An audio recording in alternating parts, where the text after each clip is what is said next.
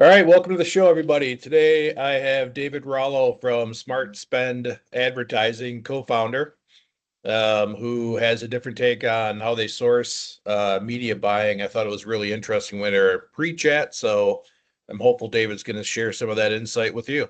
Good morning. Welcome, David. Hey, good morning, Mike. How are you? I'm good. How are you? Good. Happy to be here. Yeah, let's jump right in. Why don't tell us a little bit about your backstory and then how you ended up in SmartSpend or I love creating it. SmartSpend. Yeah, it's been a long road, I guess. 25 plus years in advertising. See, born and raised in Toronto, so that's where it all things started.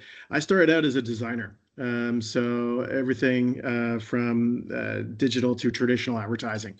And as I ran my own business, I jumped into the marketing department of Home Depot when they moved into Canada in the early 90s, Hmm. and progressed to move into Atlanta, where I ran their creative team. So I've always been fueled by curiosity. So you're always looking for the next challenge, in career or in your personal life. And for me, that pushed me into digital design. So I asked if I could develop Home Depot's website because they in 1996, 97, they had one static page of a artifact, Homer Depot cartoon, and I was Yeah. like, there's more opportunity here. So I built a non-commerce site, and it caught the attention of our CMO at the time, Dick Sullivan, and it drove us into creating our first e-com site, and it took off from there. Cool. Yeah. That's when that was in the late 90s, did you say? Mid late 90s? Yeah, mid late 90s. We built a couple of e-commerce sites before I moved on and got back into my agency roots, and kind of jumped me more into digital advertising and media. So leaving creative, but still taking that curiosity with me into media, and then strategy, and then leadership, and then smart spend. So yeah, it's been a little bit of a journey, but with each step, looking at what could be different, or just questioning why it is the way it is. And I Yeah. think that's something that is foundational for how we develop smart spend into the place that it has in today's industry, now more than ever before. I mean, it's in Madison Avenue, everyone's seen Mad Men. Right. There's just a way to do it: three martini lunches, and there's a couple of creative boards, and that was life. So In the good old why days. would you question that? So Yeah. but there's always different ways, and our way is really focused on two core principles of driving value and efficiencies for SMB, direct to brand, in-house teams and agencies. Yeah, we talked a little bit previously, obviously, when we were kind of getting connected. And so I shared with you my concept of most marketing is like really good at selling things and not so good at actually delivering any sort of results. And so tell me how how you guys decided to create Smart Spend versus being just, I mean, sounds bad, but just another agency who's, tacking on profit on top of everything they sell and Yeah. media and all that kind of stuff. So your take's different on that. Yeah, it is, and it's part of it is that we just didn't want to be another something. Hmm. Right. The before jumping into SmartSpend, I was leading an agency out of New York, performance-based agency, and after you know years of looking at P&Ls, cash flow analysis, and everything else for an Yep. organization, you can see that the two largest strains on that is overhead, right? And that's people and space. Right. Yep.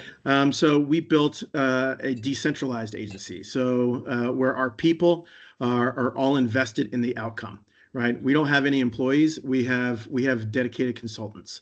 Right. And on top of that, we don't have any space. We all work remotely.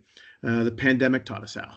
Right. Yeah. So Yeah. so when you take those two things off that P&L, you can be a lot more nimble, flexible, responsive, and you can take the cost out of service to a point, right? Right. So, Right. so where typical agencies charge anywhere between 7.5% and 20%, depending on size and budget, we cap our managed service fees at 5%.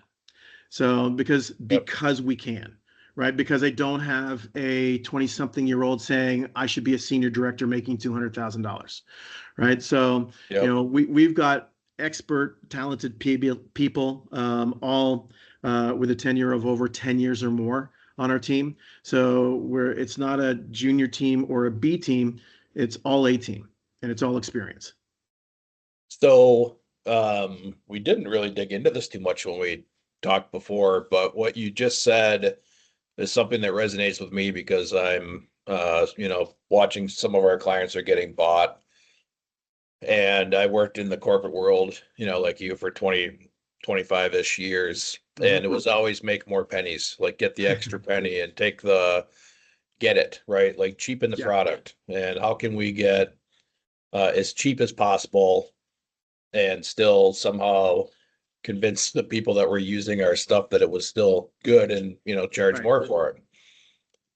How are you staying away? Like the $200,000 28-year-old design person, Yeah. like that's not uncommon. What choices have you guys made to stay with where you're at? Like, why did you strategically say we're going to use this 5% cap?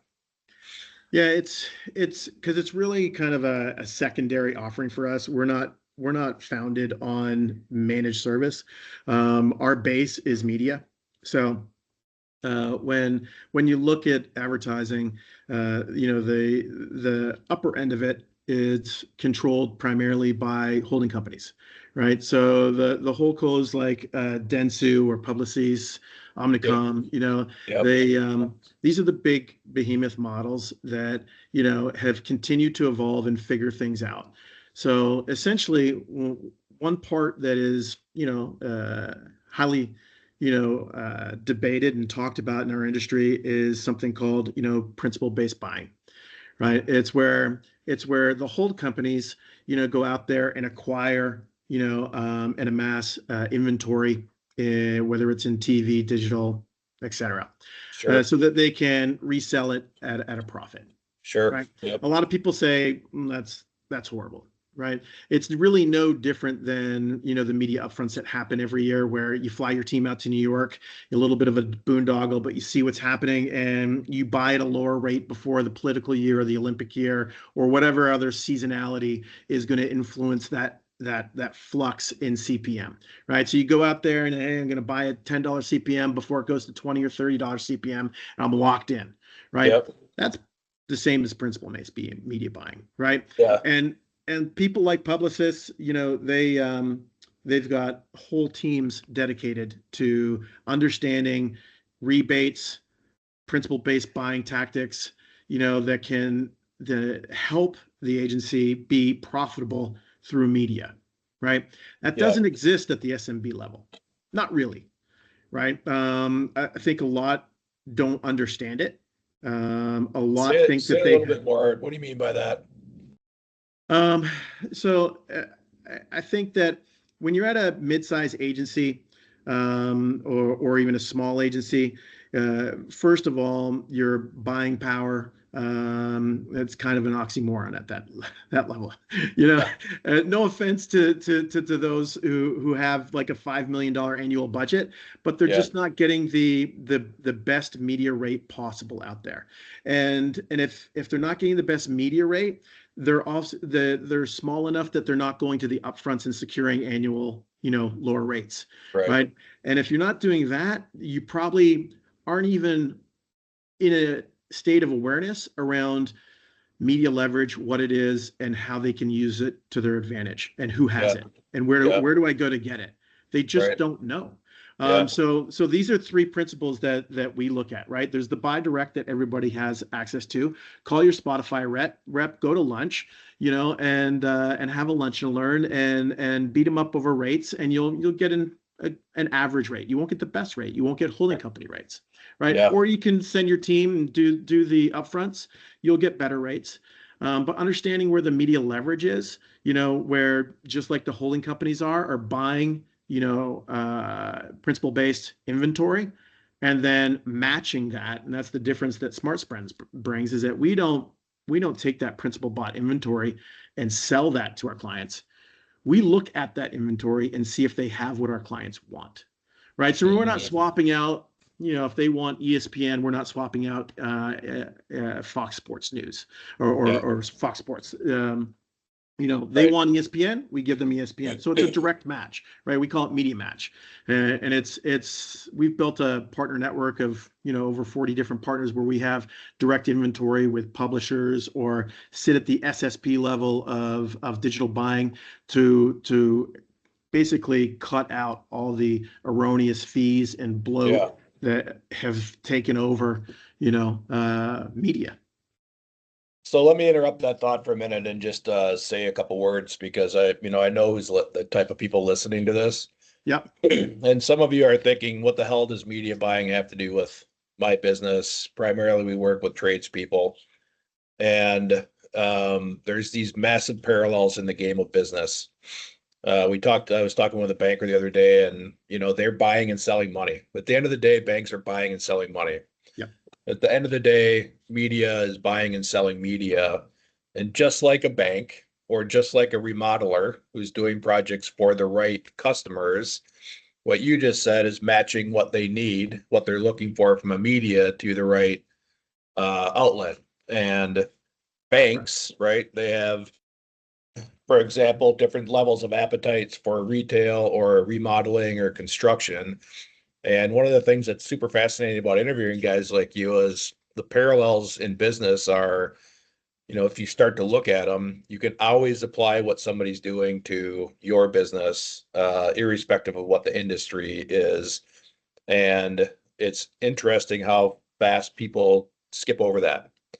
I don't understand the word, so I'm not going to listen to the concept, but it's important, if you're listening to this, to understand that the concepts of business are the concepts of business. And if you're going to play this game at a high level, you need to know that the law is a game. It's a different game than any of us play, unless you're a lawyer, right? But the reason they get paid is because they know how to play a game with specialized rules. Banks, money is a game, right? Media is a game.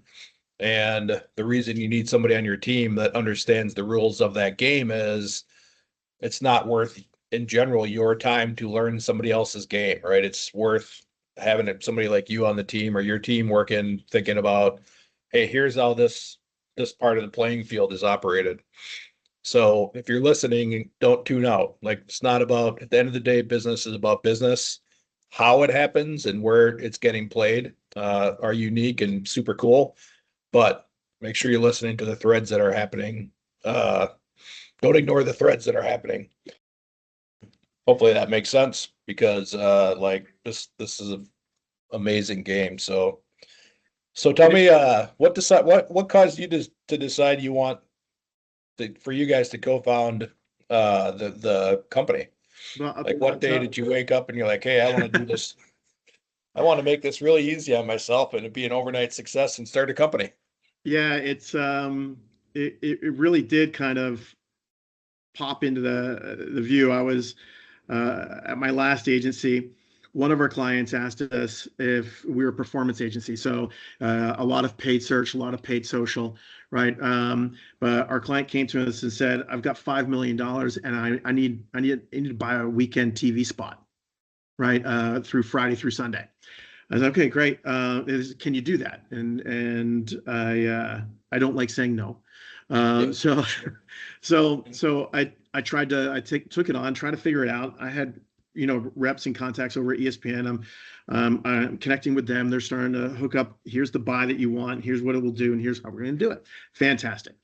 So that same week, I had lunch with a longtime friend of mine, now co-founder, business partner, Anthony Sigarakis, and tell him what's going on. And he's like, "Well, why didn't you call me?" Because he had his own rep firm at the time. And I said, "Well, why would I have called you?" He goes, "Well, I can get you that inventory, but probably less than the direct deal that you're getting there. I was like, listen, I don't know too much about TV buying and inventory. To be honest, digital's more my area of expertise.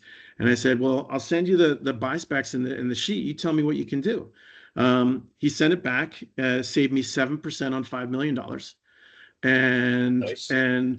and delivered that back, to the agency, right? And it was like, and we passed it right back on to our client, right? You can choose to hold on to it, right? Or you pass it back to your client. We Right. pass it back to the client, and they're like, wow, this is fantastic. And then I turned over to Anthony. I was like, why don't we do this for everybody? Yeah. Like how many, how do we do that? And that's where, and I mentioned our partner network. We built the partner network up. It's, going back to, to kind of like synthesize this down for your audience, right? Not make it all about media. Yeah. It's that, how do you broker better deals?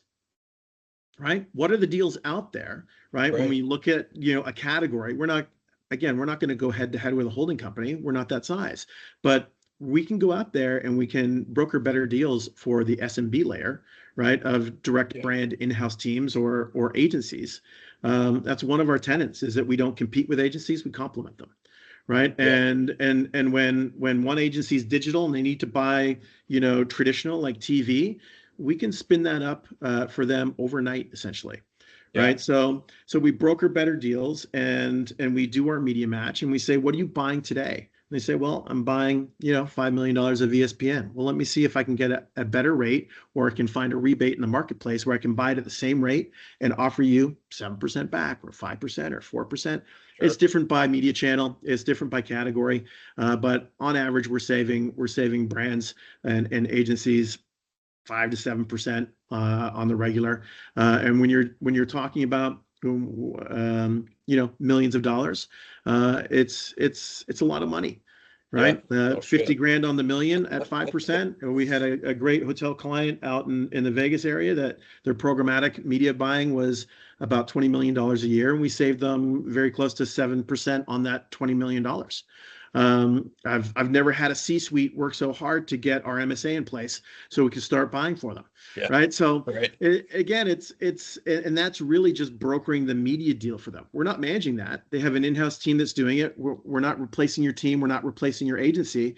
We're finding better deals out there for the exact same media that you're buying already. Yeah. Our Anthony refers to it as Rakuten. Right. So if you're familiar with the e-com site Rakuten, where basically buy what you want for less. Yeah. And I think that your point about partnerships and finding, well, tell me, like, what's like your biggest challenge of managing this non W-2 workforce, right? Like, you're gathering people to get projects done. From a Yep. leadership standpoint, what's your biggest learning been with that? Because some of our guys are using all contract labor. Right. So number one, nothing is offshored. Right. So we've got a core of just over a dozen people, experts, over 10 years experience in all the categories of media that Okay. we buy for. And that's our core. Outside our core, we have over 100 people with the disciplines in media that we have access to. A lot of that is through our partnerships, right? Media partnerships. They have in-house buying teams that we have leverage to. The other piece is we negotiated with our partnerships is that a lot of our partners already have access to the industry tools out there that cost $50,000 a year, $100,000 a year. So if you want to spin up TV buying, you need to hire at least one or two bodies. There's $250,000 or $500,000, depending on how much you're going to invest. And then you have at least one or three tools that you have to throw out there. There's another $100,000, $200,000. Yeah. We'll do that all for you for 5% of your media or less, right? Typically, it's somewhere between 2 and 3%. Yeah. So what's your biggest challenge been as a leader, owner, founder, co-founder? Yeah, great question. I think it's growth, and we're entering our third year. Growing a business isn't hard. It's the sacrifices and the risks that you have to take that are hard, right? Interesting. So I mean, we could grow the business, but how do you retain culture? right? How do you grow the Yeah. business without taking a risk? And that risk, if it doesn't work out, you know, people's families aren't going on vacation that summer, right? Yep. Yep. Or, you know, for us, we've got a pretty good base because of our decentralized model. So we're not worried about monthly rent. We're not worried about making payroll, because payroll Sure. is a percentage of the Yep. clients that we all work on. So when we're busy, as we are now, there's no shortage of monthly and quarterly payouts to our team members, right? When we're not busy, it's quiet time, right? And that quiet time Like is where we focus on growth and bring in new opportunities into the funnel. growth of your business or personal growth of your people or Yeah, I think it's growth of our business, our service, and the model that we evolve around the our clients' needs, right? Because with that consultative approach, sure, we have our core of 12, tenured experts, but as we kind of we grow with our services model, we have to think about how we grow our consultative model as well, right? Mm, So yeah. it's like every business, there's risks and challenges on the regular. But I think one of the greatest quotes, that stick in my mind is whether there's no growth in the comfort zone, no comfort in the growth zone, and I think that's true in whatever category, industry, or business you work in. Yeah. I mean, you said the growth part is easy, and I would say 99 out of 100 people listening to this are have their jaws on the floor like, what are you talking talking about? That growth is easy because you have to welcome the no comfort in the growth zone part. And Yeah, people can easily mistake discomfort for fear and right. risk and all these other things. But if you're just doing the same thing every day and it's working, you're not learning anything. And that eventually is going to get capped. Like you'll become the cap on the business and what happens that you can create in your organization. Yeah. Yeah. And I think too is like, we grow up with you've probably heard this one, Mike, was like, good, fast, or cheap, pick two, That's right. right? Yep. SmartSpend's trying to deliver all three. We are good, we are fast, and we're definitely value and efficient component to your media buying piece. So we are cheap, if you will. The challenge is that we're making Mm, decisions like we're not offshoring. I'm not yeah. using someone in South America or in Asia at $8 an hour as a resource. I'm not time shifting 12 hours over in Singapore just because the Yeah. labor is cheap, right? Yeah. So that's where, if we're not going to do that, the model has to be different. It can't be employee based. It just can't, Yeah. right? So if it's not payroll based, then what other risks or growth opportunities do we have? The beautiful thing is that I really do mean it with the pandemic, with everybody working remotely. Yeah. Everybody wants to work for themselves at some point, right? And there's a lot more flexibility, even if you have a still full standing job. A lot of people who work with us, have their own businesses, right? Own rep firms. So our Yeah. sales team, they're all decentralized, and they're probably either selling, for their own book of business as well as for ours, right? So Yeah. there's a lot of autonomy for us and for the consultants that work within our environment. Yeah. It's interesting is we call it the Picasso problem, right? Yeah, The story about some lady said, hey, draw me a caricature, and it took him 10 minutes. And she's like, I want to buy it. He said yeah, it's 30 grand. And you're not paying for the 10 minutes, you're paying for the 30 years, right? exactly right. And a lot of people like you described that are trying to, do this thing on their own, um, misinterpret value, right? Right. Like the things that we do, some of them we've done so many times, we're just like, just go do that. And our clients are looking at us like, what are you talking about? Like how, they're like, how do you know how to do that? Yeah, And realizing that, for some of them now we're doing some of their work for them just because they've been working on it for months. I'm like, here, just do that. Like, yeah, here's the finished document. They're like, how did you do that in a day? I'm like, because we've done it 200 times. And as you're listening to this, thinking about expertise, expertise is valuable because time is money, right? Good, cheap, Yep. and fast. Yep. And, back to the digital part, uh, somehow the marketing industry is like, hey, digital, digital, digital. And, if you're only spending $20,000 a month on pay-per-click, I'm like, well, how long is it going to take you to get buried? Yeah. Well, my marketing guy says I'm going to be top of the list. I'm like, dude, I know somebody that's in your industry spending $1 million a month. You think you have a chance? There's just zero chance. Yeah. You have to get better. You have to find smarter people that can find the strategies that work for you instead of just listening to what everybody else is doing and understand where you are in the ecosystem. There's always a way to grow, but careful you don't just stick yourself into a spot where anybody and their brother who's got a bigger check than you can knock you off the page. And Yeah. now with AI and all the other crap that's floating around out there, it's making it even easier. So it's crazy. You mentioned AI, and it's shifting a lot, right? And everyone says AI is going to take your job, and it's not AI that's going to take your job. It's someone who understands how to leverage AI that's going to take your right. job, right? Because there's a lot of efficiencies gained there, Yep. right? It's not perfect. It still hallucinates, but it still saves, by and large, hours a day, right? Yeah. For Yep. anybody, for any kind of industry or job level.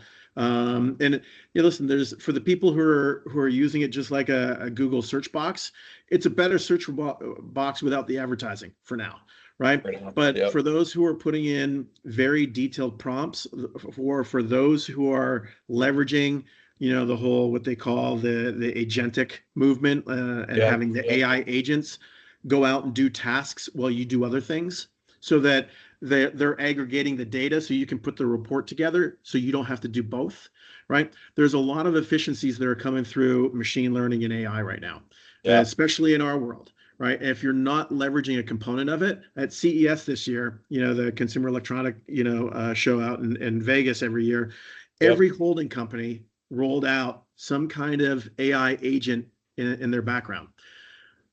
Also, every holding company did not roll out cost savings reports to their clients because That's they're right. using technology to save time That's and right.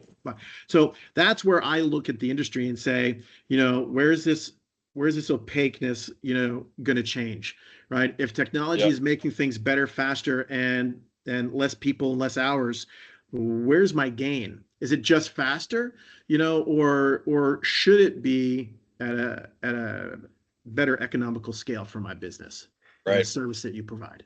Right. And that gets to the heart of who you're for, right? In our Yep. world, your unique selling proposition and your niche. Yep. And where is your customer base on the good, fast, and cheap? Like, do you know what you do? Do you know what your customers want? Yeah. People in the marketing, as they think about marketing, they often think, I need to have this marketing to 100,000 people. I'm like, in my business, we want 50 more clients. Yeah. 50. I couldn't handle 500. I Right. don't have the staff to do a decent job with 500 more clients. So when you're clear on what you're looking for, like I only need a really warm list of 500 people because we're a 10% company. 10% Yep. of people are using us to get their coaching done for them. So clarifying that, I think is one of the gifts that marketing can do for people too. Yeah, So I agree. if you had to pick a couple people in your business journey, two or three that you're grateful, who would they be and what did they do to you? I mean, I remember one of the guys when I played football in high school, my coach was like, he just looked at me. He's like, you either need to decide you're going to be good or decide you're going to be lazy, but you can't be both. And I'm like, shit, guess I'm going to have to work. That's a great would you rather. I love that. Uh, yeah, it's a tough one. I think one that pops out immediately is a gentleman by the name of John Ross. He was eventually the CMO of Home Depot, and when we built along with a great team, the first e-commerce site over at Home Depot. And when I had over a dozen of editors and web developers and designers underneath me, I was still I'm a pretty good shit hot designer, right? Yep. So Yep. and John came to me one day and he said, "Hey, listen, you can win awards with your fingers on the keyboard. You can choose that, or you can understand how you can, have shared success through like managing your vision for what we need to complete, across a broader team, right? And that's more vision, that's more strategy, that's more thinking. Yep. That's fine. There's not a wrong choice, right? So keep winning, Yeah. ego awards, or go out there and manage a vision through to success. And honestly, that's where I made that shift from, I say I divorced my ego, back in 1997, when he told me that. And I was like, yeah, I want to do more. Right. And I know I have to do that, with a team. So he taught me how to be a better manager. Yeah. He's right. You're right. There's not a wrong choice, but there is a choice. Yeah. Like you can't have your feet on both sides of a seismic fault and expect to end up anything No. broken in half, right? So what's the next big thing? What's the next big thing for the company and for you and your co-founder for SmartSpend? Yeah, I think right now, I say we're going into our third year. The first couple of years, I think we were a little early for the industry because people didn't really understand that they could get the same for less, right? And so without giving up quality, just getting more value. So now that the timing is right, it's scale, right? So we're scaling, beyond, North America and more international deals, and that's great for us. I think we're not going to scale to, we made a couple of decisions, whether they were smart decisions or not, time will tell. But with the whole decentralized model, we didn't want to chase RFPs, right? We wanted to support those who do, because honestly, and every agency owner and leader will nod their head to this. RFPs, they drain your talent, right? And it sucks the life out of them. And 6 months later, after you win that big account, then you're on to the next big chase. So we didn't want to chase RFPs. The other thing that we wanted to do is we didn't want to compete with other agencies. We wanted to complement them, right? So we're kind of like shifting the playing field. And I think as others, early going, we had agencies. I'd say it's probably 70% of our client base are SMB agencies, and there's always a point in the discovery sessions with them is that they're like, well, how do I know you're not going to steal my client? You're an agency, I'm an agency, right? And just sell them media direct. I was like, well, I'll sign an addendum in our contract that says I won't do it. Right. And they're like, you will? I was like, yeah, we're not here to compete with you. We're not trying to steal the rug out from under you. We're trying to make your yeah.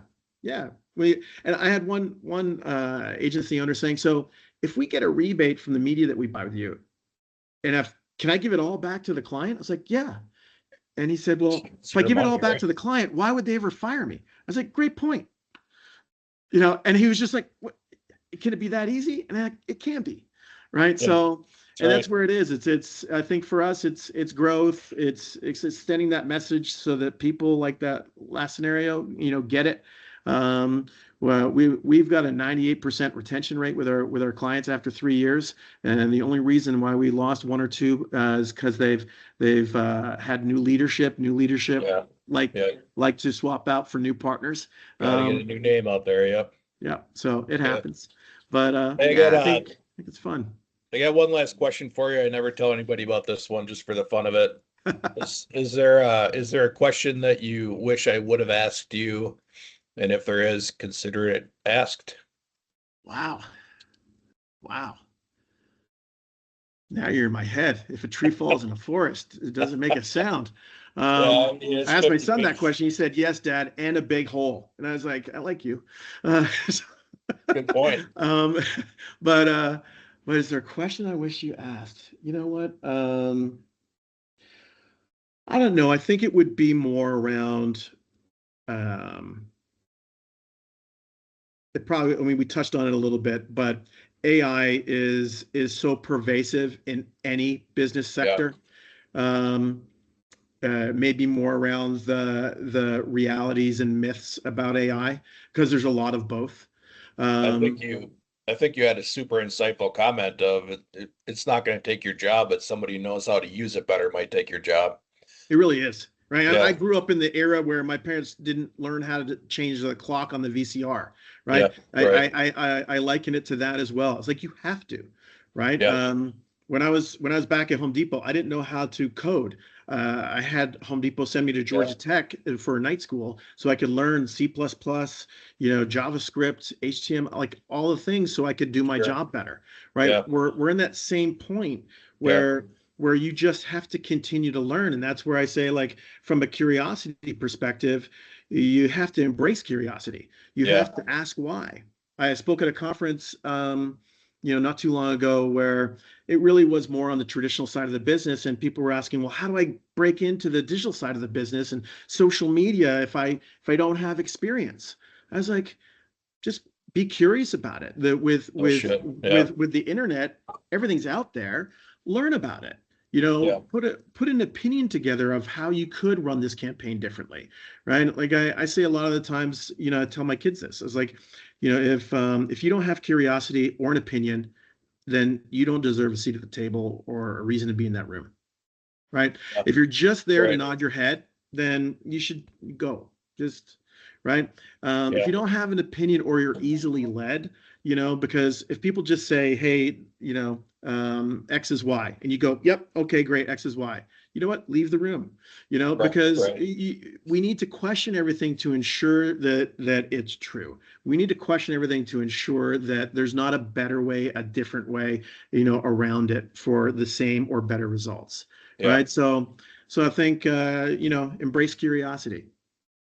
that is a great finish. David Rollo from SmartSpend Advertising. I mean, it's great chatting with you. Thanks for taking the time to interview with us today. Likewise, thanks so much for your time, Mike. Enjoy the conversation.